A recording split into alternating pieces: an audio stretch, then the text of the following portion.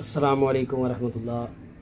अबू दरदा रज़ियल्लाहु तआला अन्हु बयान करते हैं, नबी रहमत सल्लल्लाहु अलैहि वसल्लम ने फरमाया, अल्लाह की बारगाह में मैदान माशर में सबसे वज़नी चीज़ एक मोमिन मुसलमान का हुस्न अखलाक होगा, और अल्लाह ताला एक बद अखलाक बद ज़ुबान शख्स को नापसंद करता है।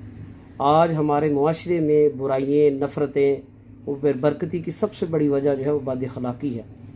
आज हम साफ़ गोई, सच गोई, सच्चे बनने की दौड़ में लगे हैं, लेकिन इखलाक को भूल बैठे हैं। और जबकि अल्लाह के रसूल ने यह रहनुमाई फरमाई है, जो सादिकुल मस्तूक हैं, सबसे बड़े सच्चे हैं, सबसे बढ़कर इखलाक वाले हैं, कि जिनके बारे में आपने फरमाया, इन्नमा बुइस्तु लिउतिम्मिम मकारिमिल इखलाक, अल्लाह ने मुझे इखलाक के आला दर्जे कायम करने के लिए मबूस फरमाया है।